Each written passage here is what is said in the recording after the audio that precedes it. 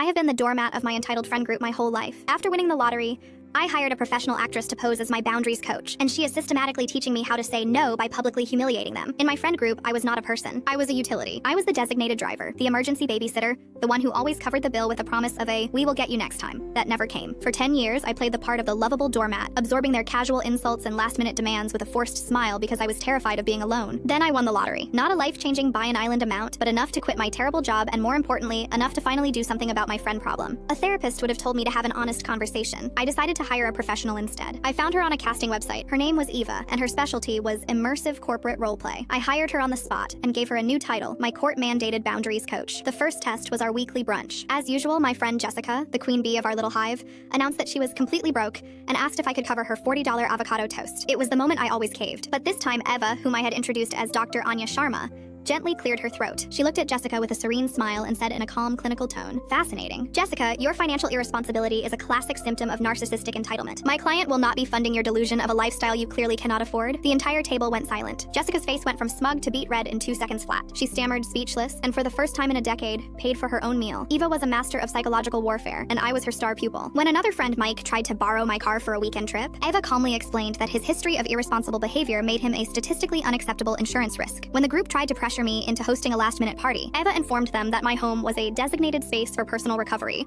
and that their toxic, codependent energy was not welcome. With each public takedown, I felt a lifetime of resentment melting away, replaced by a thrilling, unfamiliar surge of confidence. I started saying no on my own, and it felt like a superpower. The grand finale was my birthday. For years, my friends had celebrated by taking me to a loud, expensive club they loved, and then leaving me with the $500 bill. This year, when they announced the plan, I just smiled. "I actually have other plans," I said, my voice steady. They were shocked, but before they could argue, Eva stepped forward. She was not Dr. Sharma anymore. She was just Eva, the actress. "Actually, she does not have other plans," she said, her voice dripping with theatrical flair. "She just does not want to spend her birthday with a group of emotionally stunted narcissists who have been using her as a personal ATM for the last 10 years. She pulled out a meticulously itemized bill. "Based on my calculations of every forgotten wallet, and I will get you next time, you collectively owe my client approximately $32,000. But as her final act of charity, she is willing to call it even in exchange for you all leaving her alone, forever." She took a dramatic bow as my former friends just stared, their mouths hanging open. I have never felt so free.